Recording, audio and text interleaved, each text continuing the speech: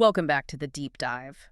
So today we're looking at a headline that, I have to be honest, you'd probably just scroll right past it. Oh, for sure. It looks so dry. Totally. It sounds like, administrative boredom, paperwork. Right. It's about a pause in U.S. immigrant visa processing for Jamaicans. Yeah, it sounds like the kind of thing that only matters if you were, like, literally standing in that line at the embassy holding a folder. Exactly. And this is where it gets really interesting. Once you start to peel back the layers, you realize this isn't a story about visas at all. No, not even close. It's actually a story about architecture, about the economy, and really a fundamental shift in the Caribbean version of the American dream. We're working from a really fascinating analysis that just came out yesterday, January 15th, from Jamaica Homes. A really great piece. And their core argument is that this visa pause is basically a stress test for the entire Jamaican economy. It's exposing these deep structural dependencies that have been building for generations. It's such a compelling look at cause and effect. We tend to think of migration as just movement, people going from point A to point B. Sure. But this analysis, which has insights from Dean Jones, the founder of Jamaica Homes, it suggests we need to reframe that completely. How so? We need to look at it as a form of economic infrastructure. Economic infrastructure. Okay, I want to pause on that because that's a heavy term. It is. When I think infrastructure, I think roads, bridges, power grids, concrete and steel. How is a visa application infrastructure? Think about it in terms of capital flow. Yeah. For decades, moving to the U.S. hasn't just been about travel or even just about a better life for one person.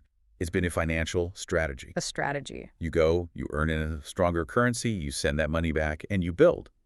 That flow of money remittances is as critical to Jamaica's economy as a highway or a power plant. So when that door closes, or even just creaks shut for a while because of a processing pause, Exactly. it doesn't just stop people, it messes with the financial grid. Precisely. It stops the capital that builds houses, that supports local businesses, and secures futures on the island. And to really get the scale of this, you have to look at the numbers. I think people sort of know there's a large diaspora. Right. Everyone has an aunt in Brooklyn or a cousin in Miami. But the data in the source was, well, it was shocking. It really was. Yeah. If you look at the data from, say, up to 2020, there were about 1.1 million Jamaican-born people living overseas. Okay. Now remember, the population of Jamaica itself is only around 2.8 million. Wait, so let me just do the math there. We're talking about a number that's equivalent to nearly 40% of the island's population living abroad. Yes, almost half the country. That's ass math. It's a staggering ratio. Yeah. And of that group, about 70% are in the United States. So the U.S. is the big one. Oh, by far. Canada, the UK, Cayman Islands, they're on the list. But the U.S. is the undisputed heavyweight in this relationship. So when the U.S. so much as tweaks a policy, Jamaica feels the tremor. It's more than a tremor. And this leads to this concept the source calls remittance architecture. I love that phrase. It's great, right?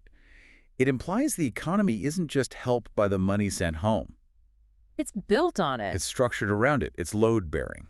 That is a scary thought if the load starts to shift. And Dean Jones points this out. He says migration has been a stabilizing force for the housing market specifically. Meaning what, exactly? Well, in a place where local wages often aren't enough to get a traditional mortgage, migration became the workaround.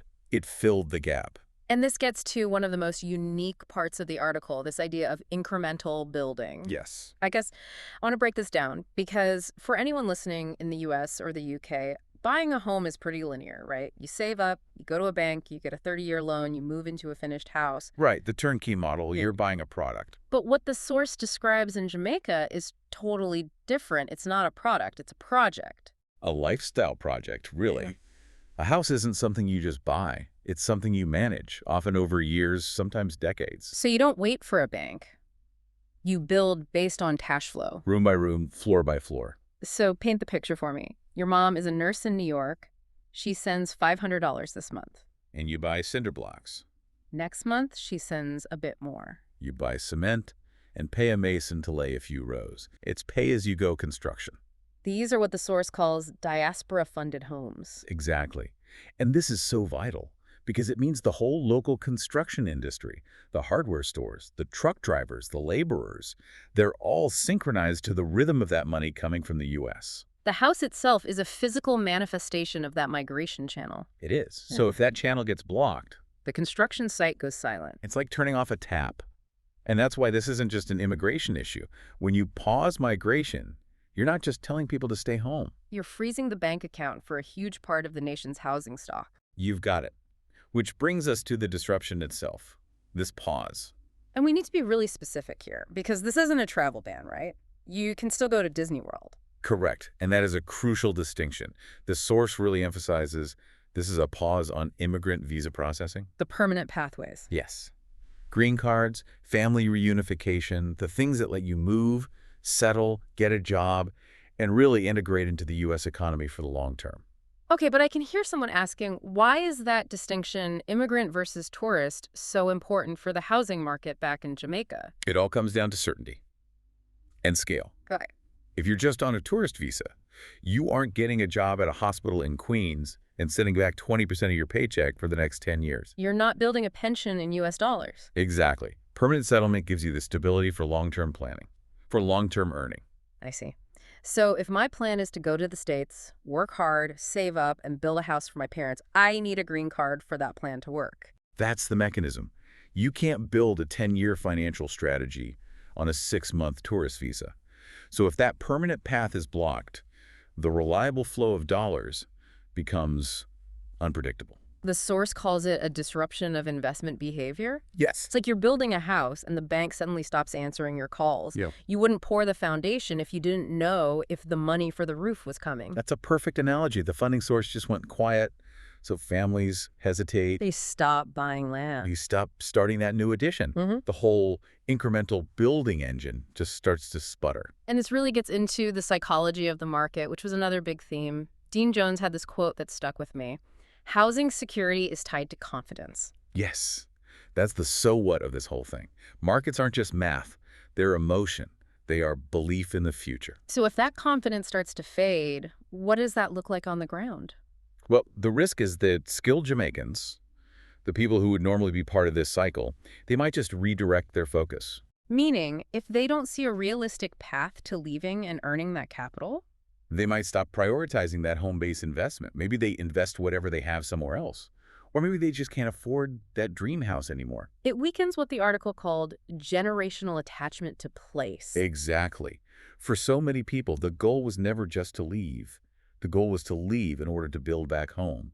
It was a means to an end. That is such a critical point. Migration wasn't an abandonment of Jamaica. No, it was a strategy to support Jamaica. It's a symbiotic loop.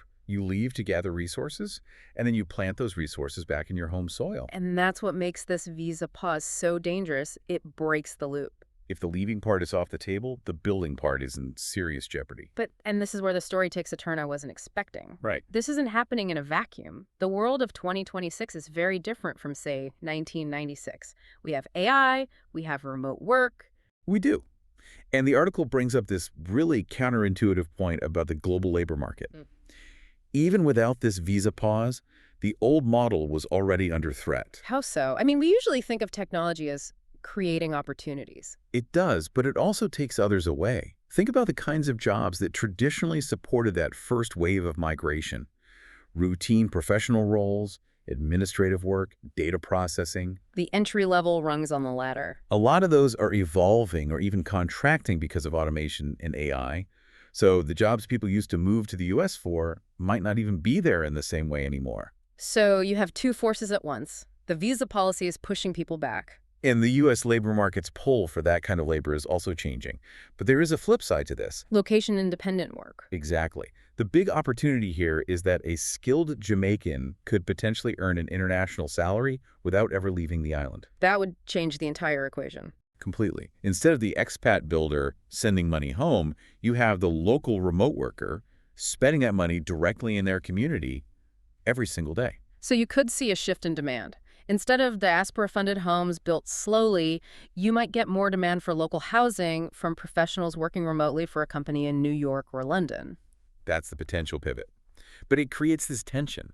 Is it realistic for everyone? Or is that just a solution for a small, tech-savvy elite? That's the billion-dollar question, isn't it? It's a race. Can the local remote economy grow fast enough and broadly enough to offset the loss of the old remittance flow? Before the old system collapses. Yes, you have these two massive forces colliding. the closing of physical borders and the opening of digital ones. And this all leads to what the source calls the policy wake-up call. It has to. If you can't rely on the old model of go away to build a home, you have to fix your internal systems so people can build a home without foreign cash. Dean Jones is very clear on this. He says this visa pause is a signal, not just a crisis. It proves Jamaica can't depend on migration forever. It's too vulnerable. It's a fundamental vulnerability. If your housing market depends on the U.S. State Department's processing speed, you don't really have control over your own market. You're outsourcing your economic stability. You are. So what needs to change internally? The article listed a few big ones. The first, and maybe the toughest, is land tenure. Access to land with clear registered titles. This has always been a complex issue in Jamaica, right? So-called family land, passed down for generations without proper deeds. Extremely complex. It creates a lot of what economists call dead capital. A family might have lived on a plot for 100 years. Everyone knows it's theirs, but without a title. You can't walk into a bank and use it as collateral for a loan. You're locked out of the financial system. Yeah. Now, in the old model, that didn't matter as much because you're using cash from Miami. But if you take away the visa that provided the cash, you have to make the local land title system work so people can get local loans. Which leads right to the second point, finance. We need housing finance models that reflect local income. Right now, banks love to lend when they see U.S. dollars coming in. But they're a bit more nervous about the local farmer or entrepreneur. Much more risk-averse. So if that foreign stream dries up, the banks have to get better at assessing risk for the local economy, not just the diaspora economy. That sounds like a huge structural change, moving from a cash-based system to a credit-based one. It is. And the last piece is development, building smarter, supporting urban density, rural sustainability, not just building wherever you happen to have a family plot. So the goal is to shift from a system dependent on mobility, people moving, to one dependent on domestic stability. Exactly. To decouple the Jamaican dream of homeownership from the American immigration system. There is another quote from Dean Jones that I thought summed this up perfectly. He said, "Jamaica doesn't need all its people to stay, but it does need systems that make staying, returning, and building here a viable long-term choice." It's such a powerful statement. It acknowledges that people will always travel, always live abroad. But it shouldn't be a necessity just to have basic security. You shouldn't have to leave your country just to afford a roof over your head in that same country. Precisely. It's amazing. We started this talking about a pause in paperwork, and we've ended up talking about national sovereignty. That's what happens when you see housing as infrastructure. It connects everything. So just to recap, the headline is the visa pause. The real story is that Jamaica's real estate market has been using the U.S. economy as a ladder for decades. And now that ladder's getting shaky. So Jamaica has to build its own stairs. The old expat builder model is fading, partly because of policy, partly because of technology like AI. The old ways are dissolving, and the future might belong to that remote worker or the local entrepreneur. If the government can fix the internal systems to support them. It's a massive moment of adjustment. Painful, but potentially transformative. Which brings us to our big question for you to think about. The Jamaican home of the last 30 years was built by the diaspora, dollar by dollar. The house that migration built. If that model is ending, what does the new Jamaican homeowner look like in 2030? Is it a remote worker coding for Google from Kingston? And to add to that, if this visa pause forces Jamaica to fix its internal housing policies, could this crisis actually be the best thing that's ever happened to the local market? The accidental push? Exactly. Yeah. Sometimes you need a shock to the system to force innovation. The source mentions building a future that doesn't require leaving first. Maybe, just maybe, this bureaucratic pause is how that future actually begins. It's definitely a space to watch. The transition will not be easy, but the potential for a more self-reliant economy is there. Well, that is all the time we have for today. A huge thank you to the team at Jamaica Homes for the analysis that powered this deep dive. Absolutely. Fascinating stuff. And thank you for listening. We'll catch you on the next one.